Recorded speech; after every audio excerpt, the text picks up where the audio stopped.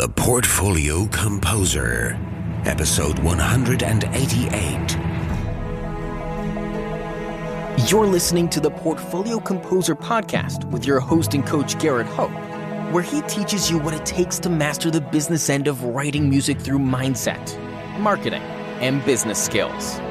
Make sure to sign up for the newsletter at theportfoliocomposer.com for exclusive offers, business insights, and information not shared on the podcast. And now, for this episode of the Portfolio Composer. It's been much more valuable for me to establish a sensibility for my music rather than a style, because I think it's easy to pigeonhole yourself and for the industry to pigeonhole you, and it probably will. Like at some point, if you have something that's really successful, that's what everyone's going to know you for, and then it might be something you end up fighting against.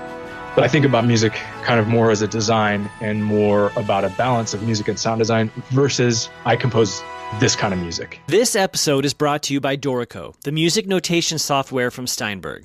Just released, Dorico Pro 2 is a major new version, including features for musicians working in film and TV music and in jazz, rock, and pop. Steinberg have also released Dorico Elements, a new entry-level application that packs all of the essential power of Dorico Pro into a simple, streamlined package that is ideal for those getting started. Find out more later in the show. Hello and welcome to this episode of the Portfolio Composer. I am your host, your coach, your teacher, Garrett Hope, and I am very grateful that you are listening to the show again this week. As you know, this podcast exists to help us answer the question, what does it mean to be a composer in the 21st century? And part of the overriding philosophy at the Portfolio Composer is that we need to think like business owners. And part of that is diversifying our income streams.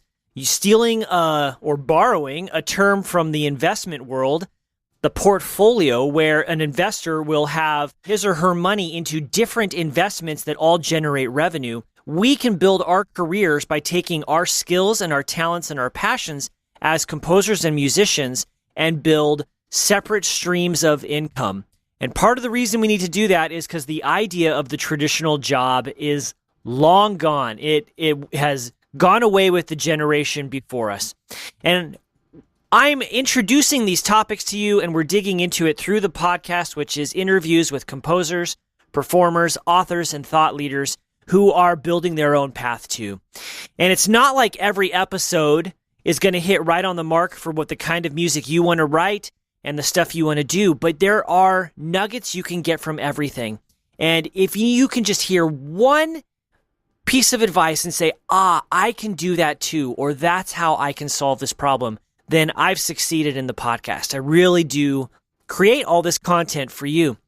I'm excited to speak with today's guest because he happens to be the first game composer that the Portfolio Composer has featured. So I'm very excited to introduce all of you to Joel Corelitz. Welcome, Joel. Thank you so much, Garrett, for having me. I'm thrilled to be here, and I'm honored to be the first game composer. Yeah, it's actually quite exciting. This is an area that I've wanted to get into, but I don't quite know how to transition into it. So that's something that we can definitely speak about. But let me read your bio so everyone can get to know you a little bit more. Joel believes that technology has a soul, and music and sound design are part of the same thing. He creates emotional, design-driven scores by fusing music and sound design into a unified audio experience centered around texture and mood. And you've been doing a lot of that work in the gaming world. But as I was reading your bio and listening to your scores online, which are all great, by the way. Thank you. I saw that you did your undergrad at Oberlin, right? I did. Okay, so that's a pretty conservative, traditional music conservatory model. What was that like for you transitioning out of the conservatory into commercial music realms? It was a challenge. I think it was a challenge not only to transition, but it was a challenge to be in a school, in an environment, and a community that tended to either think more traditionally about concert music, classical music, but at the same time, really embraced new music, atonal music, really experimental music, but kind of a conservatory vantage point. So I did kind of get the sense while I was there that commercial music and being a working composer as opposed to a composer that mostly would subsist on commissions and grants and things like that was kind of that was like the wrong path, because a conservatory exists to perpetuate a certain method of thinking. I got to stop you right there because I want to dig into that. Yeah. That's a pretty loaded statement when you say the attitude is that commercial music is the wrong path. Can you elaborate on that? Yes, and I'll try, because it's I think there's this sensibility, particularly with new music. Now, Oberlin does have everybody there gets a really traditional foundation of classical theory, but the program in which I was enrolled, it was called Tamara. It stands for Technology and Music and Related Arts. And it was kind of this umbrella department where you could do music, but you could also do film editing. You could do installation work. It was very open-ended, sometimes in a good way, sometimes in a way that lacked some focus. But I think there's a sense, particularly, I think, coming out of the classically minded, like new music, contemporary music scene, much of which delves into experimental music, that the idea of composing something pretty, something commercial, something traditional is boring. And just trying to make, like, the idea that, we're over the idea of beauty. Beauty doesn't have to be part of music. It's way better to be interesting conceptually. And it was a challenge to kind of be mired in that way of thinking. But that way of thinking made me the composer that I am. And without that alternative viewpoint, I think I wouldn't think the way I do about music now, as opposed to, like, if I'd gone to a more commercial school like a Berkeley or USC, where they're more geared toward commercial forms of music. Right. I'm glad I have that really left of center thing in the back of my head now. But at the same time, it was like, oh, you want to like make dance music, or you want to make music for commercials? Like, why? Why don't you want to make weird art music? And I did when I was there, and it was fun. But I think it's one of those things where I think that there's a lot more value, of course, speaking completely like with bias for my own point of view here, but I think it sometimes can be much more valuable to wrestle with an art form than to just accept it. To me, I still wrestle with and I still try to go to concerts and new music concerts, and I think it's important to have this dialogue where it's like, well, what works for me about this musical form and what doesn't? And I think that conversation in and of itself is valuable. And I think that's essentially what new music is getting at, which is it's trying to get you to think. And I think conservatories like Oberlin, they don't want to be lumped in with the Berkeleys and the more commercial music schools. And because I think they want their students and composers to think about what they're doing, not to just follow a path with their blinders on. Mm-hmm. Yeah, I remember being an undergrad and doing a research project on a contemporary composer. And I called him up, got him on the phone. This is a Canadian composer who did some really, really cool stuff. And I was asking him about engaging the audience with his music. And he said something I've never forgotten, where he said, I want the audience to have to work for it. Yeah. And I think that's part of the attitude you just described. Absolutely. That's a really great summary of everything I just tried to say long-windedly. But yes, I really like that. I don't like it. I don't like what he said, but I think it's a great summary. Right. Okay, so you found a way to cross that bridge, though. What was that journey like? It was one of those things where it's like completely the opposite problem, where, you have at Oberlin, I was surrounded by experimentation and wanting to just find a kernel of commercialism. And I think when I got out, it was exactly the opposite problem. I was mired in commercialism and trying to find an angle of experimentation because I didn't want to do what everyone was doing. My first job out of college was writing music for commercials. And while I was at Oberlin, I really I got into things that I never would have been exposed to, like music programming environments. And I wrote a piece for blenders and drum sets, and someone at their senior recital did a piece for lawnmower and voice and stuff like that. So, I got out and I missed some of that stuff. And I was like, where is that? How can I do that? Because I was then in an environment where I was not an artist.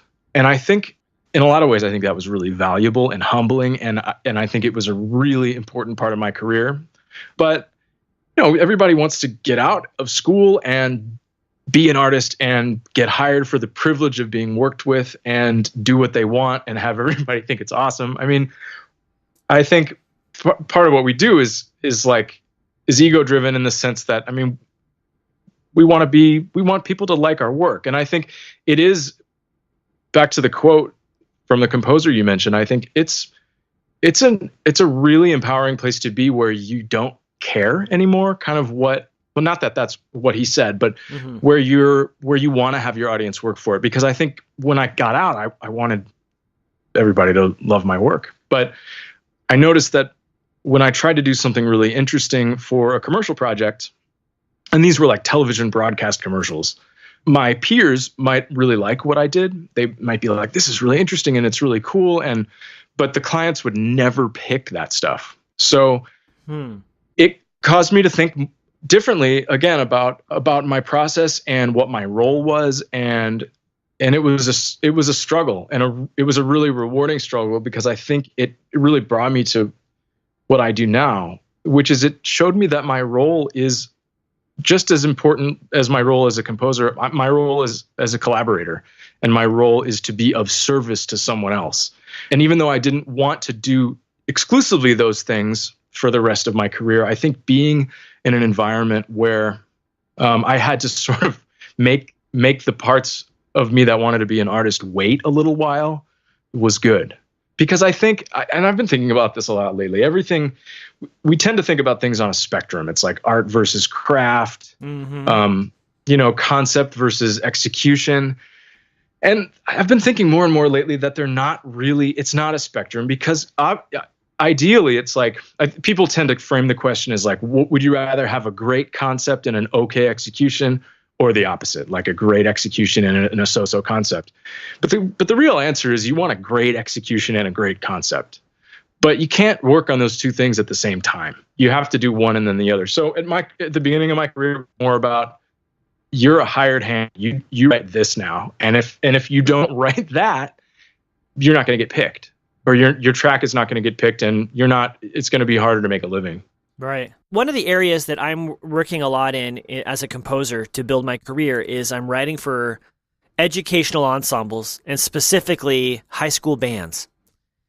And not only do I want to make great music, right? Like capital G, capital M. Yep. But I also know I'm working with people who have their own goals and interests and needs, right? Specifically, these music directors, these teachers who have curricular problems, they have student engagement problems, all of that. Yes. And so I can come alongside them, and I can be in service to that while still aiming my music at capital G, capital M, great music. Does that make more sense now? Absolutely. And I think the way we often can set up music as being either in service, like for media, or not, it's where the composer is the star or the composer is not the star. And I think really the composer shouldn't ever be the star.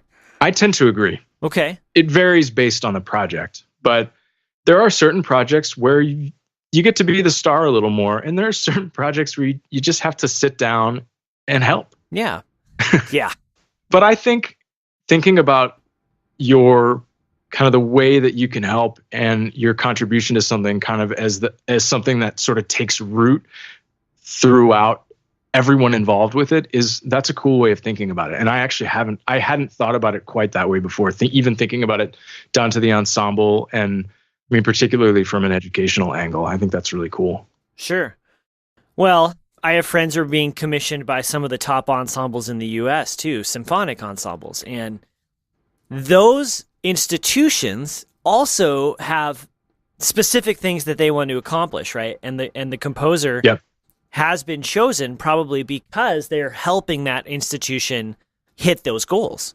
And I think we can sell ourselves as composers to get these opportunities if we keep that in mind. I think we have to. I think the most successful composers are the ones that really understand that aspect of everything, while at the same time sort of still leading with the idea that we want to, like you said, create great music with a capital G, capital M. Because I think we do ourselves a disservice when we lead with being sort of like part of the support staff, because I think it creates a perception that our music isn't the most important part of what we do, but it should be. But at the same time, I think every composer could benefit from going through an experience where that's maybe the smallest part of what they're doing. I mean, even for me, it varies from project to project. Like, how important is music to this thing I'm contributing to? It's always important enough because I'm involved, but sometimes I get to really showcase my voice and have a huge role. And sometimes, I'm there to just help glue everything together, or help be some of the glue. Right. Well, maybe it also has to do with, having our passion projects, the stuff that we're writing just because we have this thing to say. Yes. As opposed to being brought in as part of another project. Absolutely. I think that's a really good point. My agent has this way of thinking about every job, every potential project. Is thinking about it in 3 boxes. Yeah. One is the passion component of things. And that's why we all do this. I mean, we all want to do passion projects all day, every day. Sometimes it might not be the most practical thing for a variety of reasons. The second is this good for my career? Is this going to help perpetuate getting more work and in the areas that I want to work in? Mm-hmm. And the third box is this good for just my bank account, which is this going to feed me and pay my bills? And I think every project has to be firmly in one of those boxes for it to be worth doing. And if it's not in one, maybe you get a little bit in 2, but it's been a good way to evaluate potential opportunities. And what's nice and what's interesting about it is every job is different. Every project kind of serves different goals. And it's nice to actually diversify, because if every project is a passion project, it might be harder to make a living, and it might be harder to further your career. At the same time, if every project is career oriented, it might not be that good for your career. It might just be good sort of paycheck to paycheck, which is where I started. Writing music for commercials wasn't going to get me necessarily noticed, but it was going to at least keep the power company from turning my lights off. Right. So, yeah. But you might suffocate on the artistic side if that's all you're doing. Yes. Yeah, and that's definitely a pitfall. Yeah. To go back to your story of making this transition, one of the things that you had alluded to was how you kind of felt like an outsider. You wanted to be an artist, I think is the phrase you used. So this seems like an identity issue. And we've been also speaking about that for the last few minutes. But I have the suspicion that a lot of composers who are listening also struggle to answer the question, who am I as an artist, when they want to have passion projects and they want to make money by writing for media? Yeah. How do you answer that question? Or here's a better question. How did you come to answer the question, who is Joel Corelitz as an artist? That's a great question, and because it's one that you don't have an answer to at the beginning of your career. And I think it would have helped me earlier to know that I wasn't just going to start doing something and know what I wanted to do, or even start doing the thing that I knew I wanted to do. I knew I loved to write music, but I had no idea who I was as an artist, what kind of stuff I wanted to write. I just knew that I liked to do it and wanted to do more of it. And I think the first thing for me was knowing who I was as a person. So I think that's something I think even like today particularly is a really hard thing it's a really easy thing to gloss over, I should say, because we're so obsessed with our own sense of productivity that we start defining ourselves by the stuff we make. But I think it really should be the other way around, where we express ourselves with the stuff we make. So kind of just learning about myself, and even trying to take times, particularly when I went off on my own and it wasn't busy every day, like figuring out things to do. And some of those things didn't involve music at all. And that was really helpful. Coming back to thinking more about artistically and musically, I think it's been much more valuable for me to establish a sensibility for my music rather than a style, because I think it's easy to pigeonhole yourself and for the industry to pigeonhole you, and it probably will. Like at some point, if you have something that's really successful, that's what everyone's going to know you for, and then it might be something you end up fighting against. But I found that it's been valuable for me to establish myself as someone with the sensibilities that you introduced in my bio, which is I think about music kind of more as a design and more about a balance of music and sound design versus I compose this kind of music. Because the problem with style is that it can be a dead end. And one day, what if everybody stops wanting that style or moves on to something different? Then you're out of a job. Right. So for me, it was kind of like, well, what's interesting at a really high level conceptually, and then it's something that I can tweak based on what I'm getting hired for. This is really interesting because you're figuring all this out while you're also navigating this path as an independent contractor and business owner, right? Yeah, and that's why it was valuable for the first phase of my career to think more about paying my bills, because it gave me the space to breathe. And I think that, I mean, I see and hear composers kind of look down their nose at commercial work, and because it's not something that everybody wants to do for their whole career. But I think it can be really valuable to at least have a foot in what you want to do, but then also have the space to think about this stuff. Yeah. Well, we hold up as models people who write these monumental works. Yes. The reality is they were also grinding for the next commission also. Oh, totally. Yeah. I mean, like Bach worked for the Lutheran Church. Yeah. Like that was he was a jingle writer for the church, basically. I mean, that completely cheapens everything, but I mean, it's a funny way to think about it. Well, and Beethoven took commissions for easy kids music, right? Like for release. And there is a balance there between the Symphony No. 9 and for release. Yeah, and he only wrote one Symphony No. 9. I mean, in the sense, you can only write one of one number, but these composers, we tend to hold, like, we evaluate everybody by their best known, highest regarded work, which is unfair of us to ourselves to then expect that of ourselves. Mm-hmm. I think it's really more about, we have to think more about what's your day-to-day life, what's my day-to-day life going to be like as a composer? Yeah. Because you're only going to you might write that piece a couple times in your career.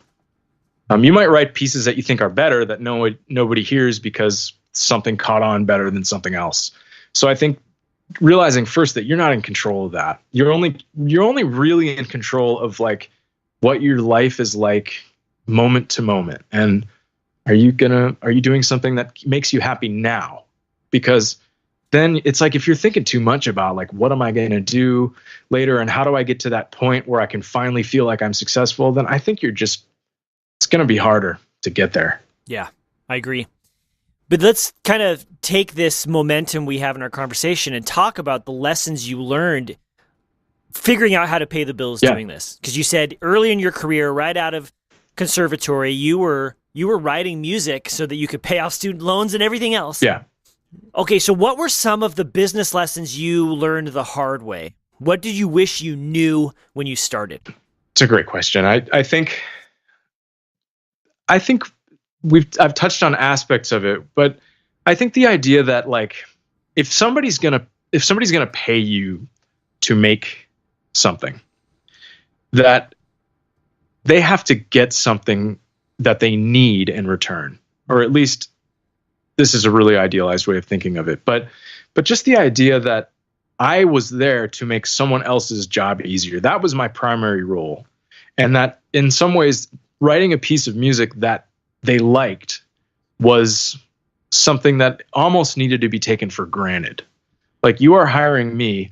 I'm here to write a great piece of music for you and not be a pain in the ass in the process, because that's what's going to keep you to hire. That's what's going to get you to hire me again. Yep. Is did you like working together?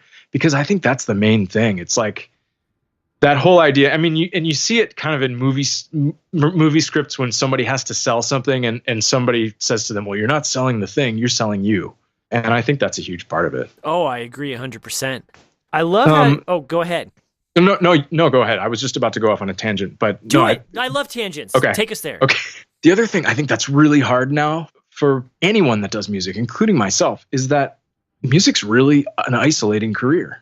And just to try as hard as you can to work with other people or just to have a community, even if it's not music, even if it's like a climbing group or like something that gets you out and talking to other people.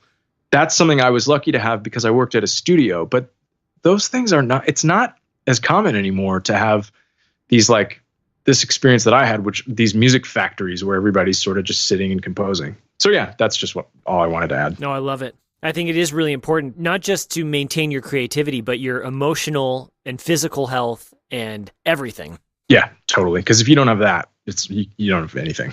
Can I ask you some specific questions about the business of doing game music? Of course, yeah.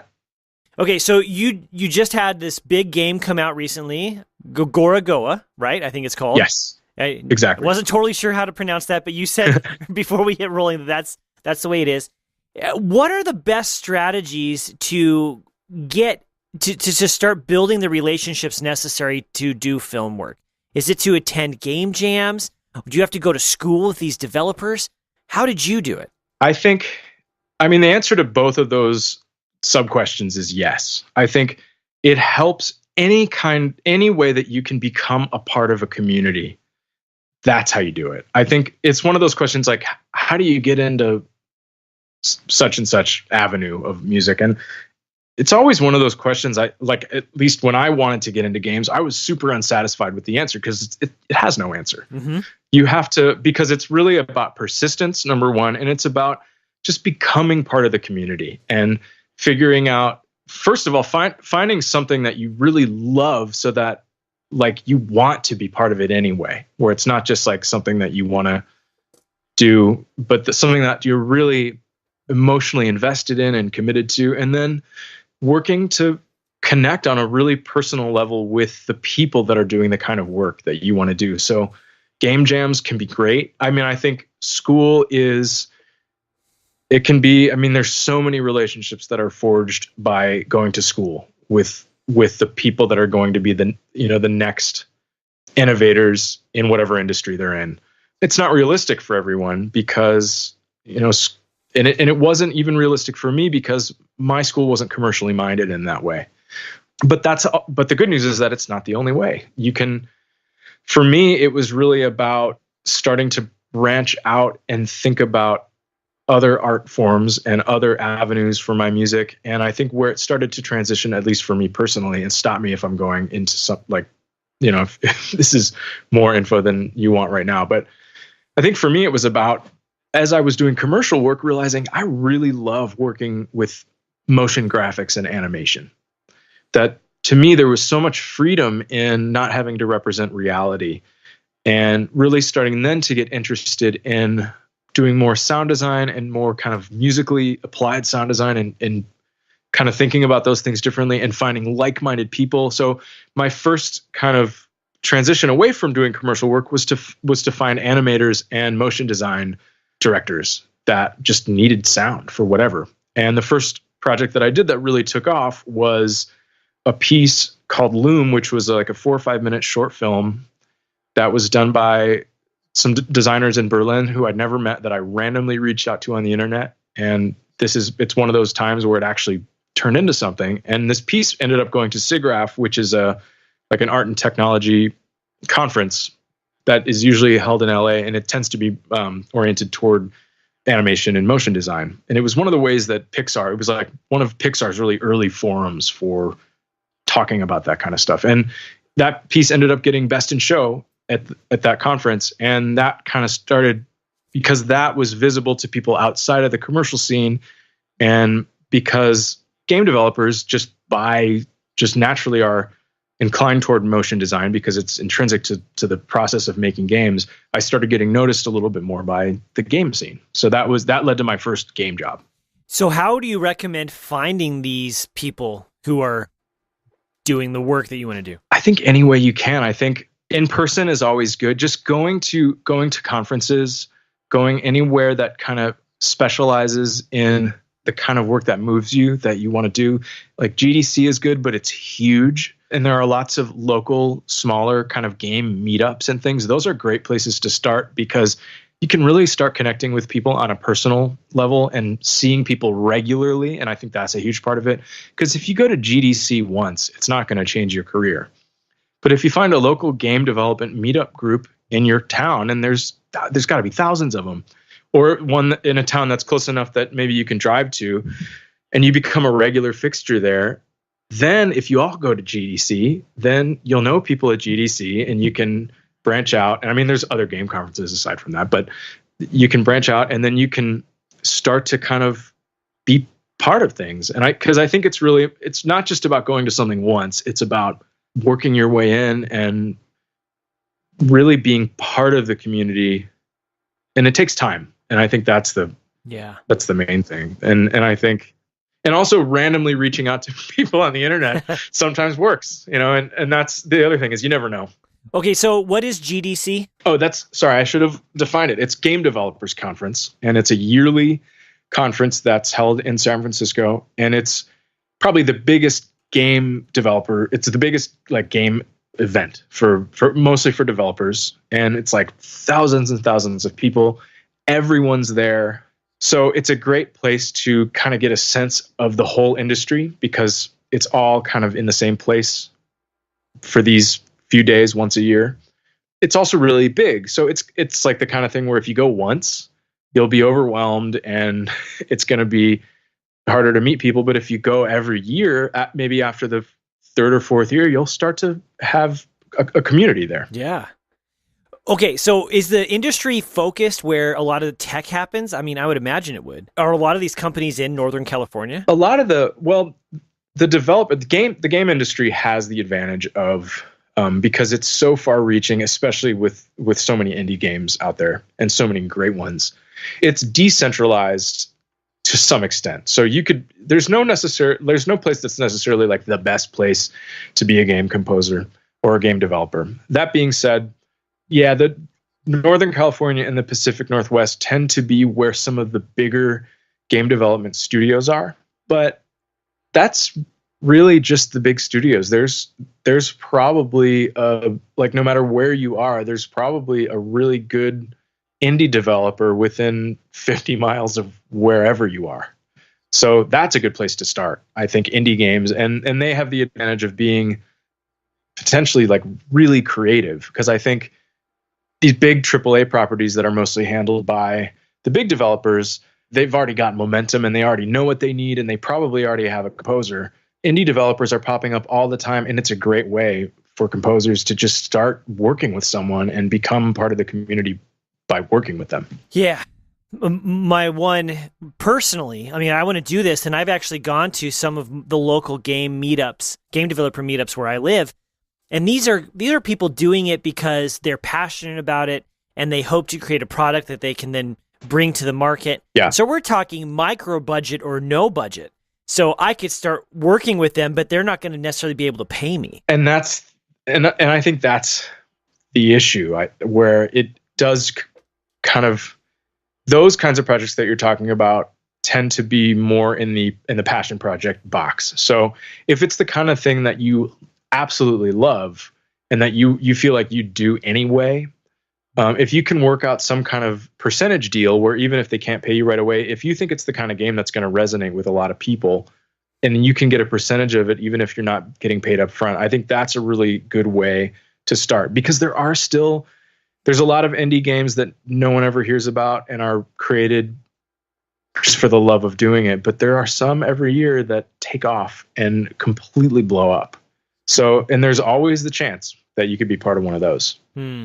It's not something you necessarily want to bank on. You want to do it for the love of doing it, but but it's, the possibility is there. So I think some of it is about being picky, and I think you can, at any point in your career, you can decide how picky you want to be. That's good advice. Yeah, you get to choose when you want to be picky and how picky. Oh, definitely. And that's totally personal. So in your business, Joel, I'm assuming, well, first of all, I'm assuming that you do consider what you do as a business. Yeah, definitely. Okay, so what are 3 business tips that you could give us that composers could implement into their careers today? I mean, I think one is particularly like if you're on your own and you're starting from scratch, it's easy to know what to do when you're really busy and when things are going great. But odds are, I mean, if your career is like mine, there's going to be times early on in your career where things are not busy and you're going to have to figure out what to do. And I think the first thing is you got to get good at figuring out what to do in those valleys, because everybody loves the peaks, but you can't go peak to peak. You have to go through the valleys on your way to the next peak. So for me, a lot of it was about like, what the hell am I going to do when I'm not busy and have a propensity for sitting around and freaking out about where the next job is coming from. And my advice would be, don't freak out and just go do something that you like to do. Because I think that's the next part of it, which is like, and I touched on this too, where figure out who you are as a person and what matters to you and what you care about, because that's going to help you figure out who you are as a composer, which is then going to help people figure out why they should hire you. You want to have a reason that people want to work with you as opposed to somebody else. It's different than like having a piece of music out there that everybody already knows, where it's like, I want to hire the composer that did this thing. Because if you're starting out and you don't have that thing, what you do have is a sensibility that might resonate with people. So for me, it was kind of about being the go-to guy for something. And it could be, if you think there's a need for that something, it could be whatever you want it to be. Really, I think it could be like, I'm the go-to guy or the go-to composer. I shouldn't gender this advice at all. It could be for writing goofy songs or writing gibberish lyrics or whatever. Right. As long as like you're the person that, like that's the person for that. And it helps sometimes to pick something, or it helps if you're naturally inclined to do something that's really specialized. So I would say don't be afraid to specialize, but also be enough of a generalist so that if somebody that you're working with changes direction on you, that you're not just going to be like, I don't do that. See you later. So that's kind of 3 things, or maybe 2.5. I love it, actually. So many great points there. I mean, I read a lot of business books and leadership books and marketing, and I think about this a lot and how we can apply that to our lives as composers. And the idea of having a niche, which is your specialty, right? Yeah. And it doesn't mean you can't do anything else, but in music, it's how you serve the audience. I mean, there are thousands of game composers out there. Oh yeah, there's so many. It might even be more cutthroat and competitive than film music at this time, but you have a way that you do music that extends beyond that. It's also how you relate to the game developers. That's your niche, which also ties into your brand and, all that. So I think your advice is spot on, and you summed it all up with, don't be afraid to specialize, yet you also have to be a generalist. Yes. Because we have to be able to write in any style that comes our way, yet you have to excel in a few areas. Yeah, I think your niche is what gets your foot in the door. Uh-huh. And then the rest of it is like what lets you finish the job without getting fired. Yeah. Because I've had plenty of pretty much every game I've worked on has had like the thing that's gotten me involved, and then some total curveball that I've had to been like, well, how do I write that? Like even the first game I worked on, it was like, we want kind of an electronic neoclassical score. And I was like, okay, cool. I'm totally on board with that. And then we got into writing these Baroque synthesizer pieces, kind of like Wendy Carlos. I had never written anything like that in my life.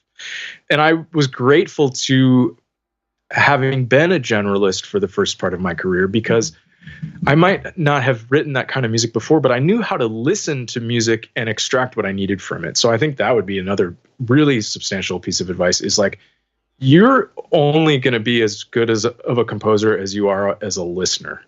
And I think that's especially when you are sort of sitting there creative directing yourself, because you need to write a certain kind of music, or it needs to work for a certain mood or thing. You need to be able to listen to things and evaluate them almost as your own third party, which is weird. Yeah. And it takes practice, because when I first started writing music, I would just get pulled in whatever direction I wanted to go. And it might not have been what I originally started out to do, but I liked it. And that can be great if you're just writing music for yourself, but it can be your downfall if you're writing music for somebody that didn't ask you for what you ended up with. Good point. Yeah, yes, you're right. Is there anything you wanted to talk about today that I failed to ask you? We've covered a lot of stuff, Joel. I think we touched on, pretty much everything. I mean, is there anything that you wanted to ask? No, this has been so good. What's been really valuable to me about this is, because this is something I wrestle with personally, is the artist identity question and going between the new music concert world plus the media world, where my skills become more craft than art. Yes. But I still want to be an artist. So that's why I dug into that so hard, because this is, I think, something a lot of people who have traditional or formal music education wrestle with.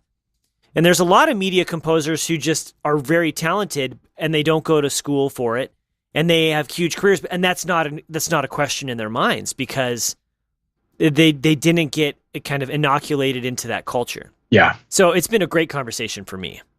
Thank you. Well, it's been a pleasure. Yeah. Thanks for having me. If you could stick around a few minutes, we can have a quick break and we'll come back for our lightning round. Sure, totally. This episode is sponsored by Dorico, the future of scoring. And we want to feature real Dorico users so you can know that real composers out in the world today are using Dorico to make their careers happen. My name is Reginald Unterzehr. I am a composer, conductor, voice teacher, musician of a variety of sorts.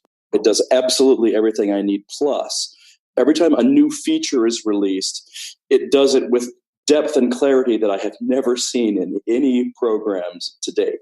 Right now, I think my favorite, I'm just finally figuring out the idea of flows. I'm deep into a multi-movement choral orchestral soloist project. And so there are certain aspects of that I had not explored at all and didn't really need. And now that I see how they work, it's going to be a tremendous help when I get into the rehearsal and distribution of scores phase and revisions phase. It just makes the way that flows are set up makes it a single document that works for all the different movements of it, and I'm loving that. The number one benefit is the fact that I believe this program has legs. That there's going to be updates that come out regularly. The team that runs it is a reliable, solid team. The people who own it are responsible and have a commitment to the musical community. This was my big problem with the platform that I left. It was like, this platform has been abandoned and I do not want to spend another cent on it. I definitely recommend Dorico. My number one thing is that it actually presents a path forward as my work continues. I am 62 years old. Learning a new program is daunting. I really like the way that the scores look. They just seem very natural. The spacings work so much better. The way that choral scores work now, the way that it works with lyrics, the way that it works with layouts. I went back to I was with the choir doing a piece that I had put together in another program 8-10 years ago. And they were asking me all kinds of questions about, what is this note and what is that? Is that a tie? Is that a slur? Is that a this thing? I was looking back at it, I was going, oh, yeah, they really fixed that problem, didn't they? Because I don't get those questions with Dorico. People look at the notes and they play the notes or sing the notes and it makes sense. They don't have to figure out what the program meant by it. I run into problems in rehearsals, oftentimes when tracking the eye across the page confuses them rhythmically. And I have not had that problem at all with Dorico. Again, it seems to be, it gets out of the way of the interface between composers' intentions and musicians' reading. Rather than introducing barriers, it removes barriers, and I like that a lot. The kind folks at Dorico have set up a special web page so you can go and download a free 30-day trial copy of Dorico. So go and do that. Have been using the program, and I'm absolutely in love with it. Go to dorico.com/TPC. Welcome to the lightning round. If you could go back in time, what advice would you give your 20-year-old self? I'd tell myself that inspiration is for amateurs. Everybody wants to be so inspired all the time. I think particularly when you're younger. But really, the job is about getting in there and really conjuring inspiration yourself. You must have read your Stephen Pressfield too. I haven't, but is that something he says? Yeah, he's got this great book called The War of Art. Oh, cool. I'll have to read it. And I highly recommend it. One of the big themes is professionals show up every day, no matter how you feel about it. You do the work and the inspiration comes. Yes, absolutely. Yeah. Because if you wait for it, you're at something else's mercy. Yes, you are. What is a personal habit of yours that you feel leads to your success? Being on a regular schedule, I think, is really important. Getting up, starting work at the same time every day, at least starting something at the same time every day, just so that I think that helps the answer to the first question, which is your brain and your mind and your body have to be ready for something to happen. And I think just any kind of regularity you can impose on your schedule can help that. All right. So just out of curiosity, what does an average day look like for you? I have 2 kids. So we get up and I make them breakfast and I get them off to school. And then I sit down every day at about 9. And if I have to write something new, that's when I'll write it because I'm better fresh.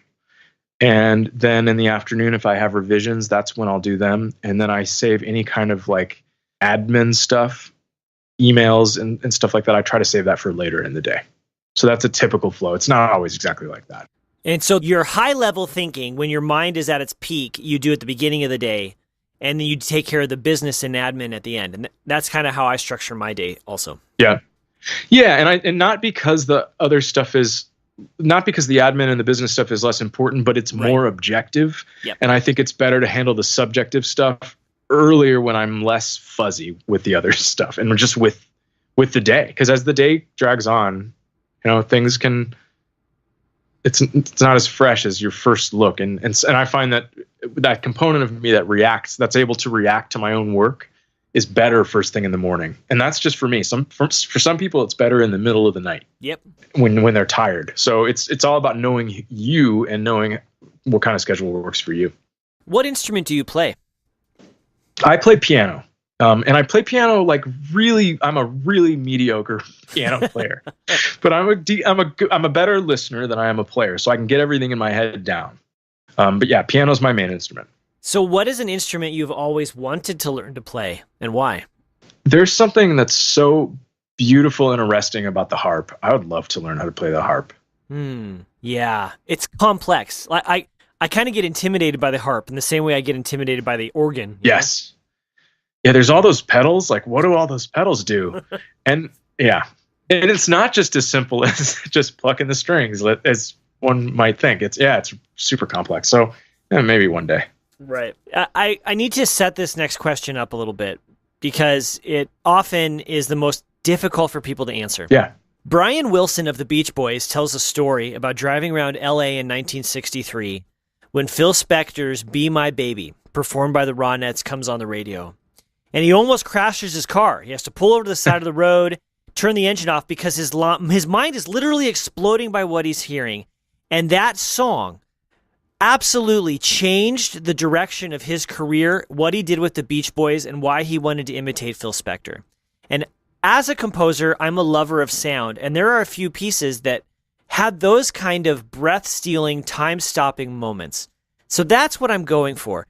So Joel, what are 1 or 2 compositions that had that kind of profound impact on you, and why? The first one is definitely Electric Counterpoint by Steve Reich. And I wasn't in a car. I saw it live. And it blew my mind. I'd never heard it before. And so seeing it live was an incredibly impactful way to experience it for the first time. And for those that don't know the piece, it's a minimalist. Minimalist is a weird name for that genre. I always felt like, because this piece is huge. Yeah. And it's this piece for, I think, 10 guitars and bass, might even be more than 10. But there's a part in the third movement where the bars alternate between, it's the same figure, but the bass line changes the meter from, I think it's triple meter to quadruple meter. So it's like, it has this unbelievably propulsive energy, and it's absolutely, and besides that, it's just like the chords and the harmonic structure is absolutely beautiful.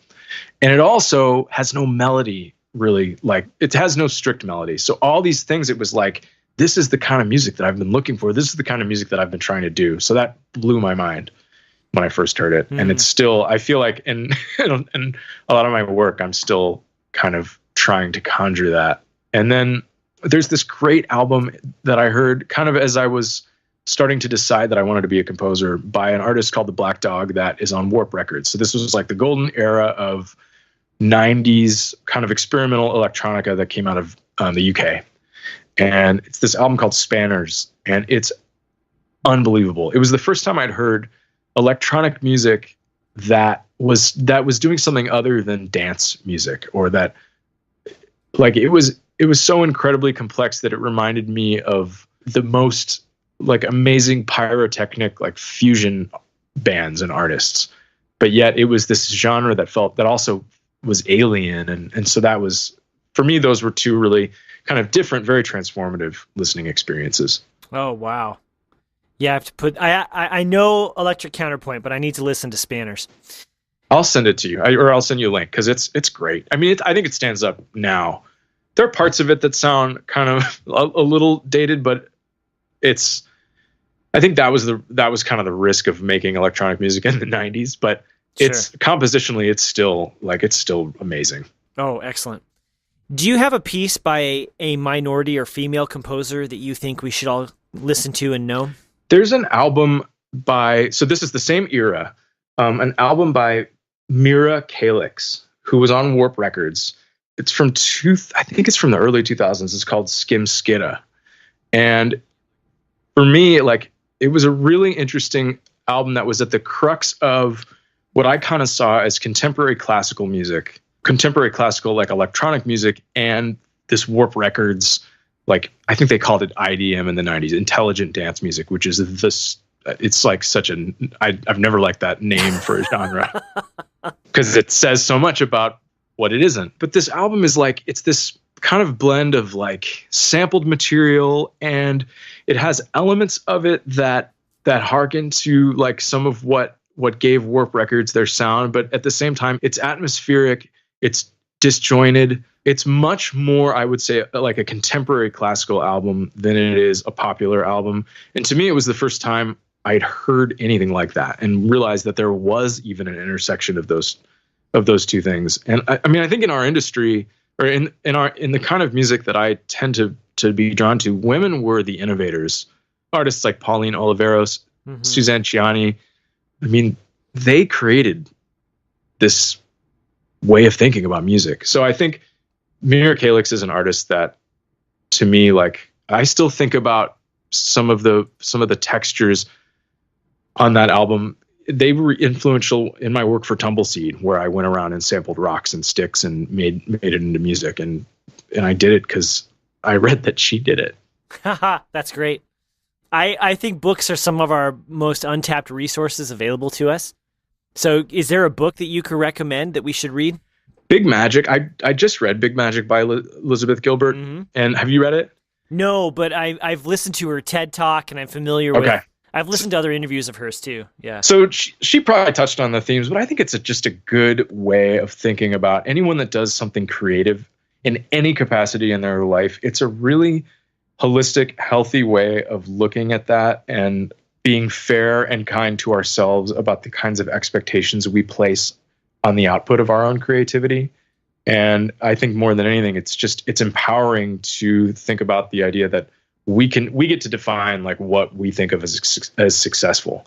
I mean, so if I write a bunch of music and I don't even put it anywhere, nobody ever hears it, that can be a success. And I think external validation is something that we have to keep in check. And that book did it really well for me and really helped. Excellent. Where can people find you on the internet, and how can they get a hold of you? They can find me at joelcorelitz.com, just my name.com. My name and last name is Corelitz. Same thing on Twitter, and my portfolio is on my site, and along with a whole bunch of embedded like YouTube videos and interviews I've done about games in progress, and embedded stuff on SoundCloud where they can listen right on the site. And then, yeah, same thing on Twitter. And that's probably the social media platform where I am most active. Oh, excellent. Do you have any final words or thoughts that you'd like to share with us before we sign off? Yeah, I think the only thing is, and I have to take my own advice with this, is like, just stop working so much, like for everyone, like, or what I mean is like, you aren't your work. Like your work represents you. And I think that that's something that I have to keep keeping in check, that to see it that way rather than the other way around, because that's the downfall. That's the hardest thing about working for yourself, is like, know when to stop. And just like shut your computer down or shut your books for the day and like go do something that nurtures you. So that's it. I love it.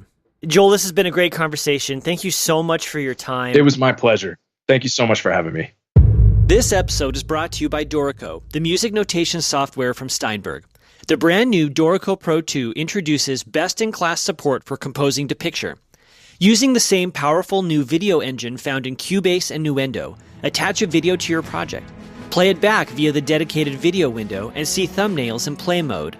Add markers at crucial points in the action and display them in the score.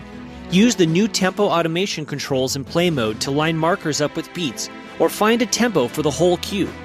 New tools in play mode allow you to edit the tempo and dynamics of your music graphically, applying default curves to provide more nuance to gradual tempo and dynamic changes. Add lanes for MIDI controllers and draw data to bring your music to life. With Dorico 2's new automation tools, you can add realism and nuance to the virtual performance of your music, taking it one step closer to the stage or concert hall without leaving your music notation software. And that's only the beginning. Check out the brand new Dorico website at dorico.com/TPC to find out more.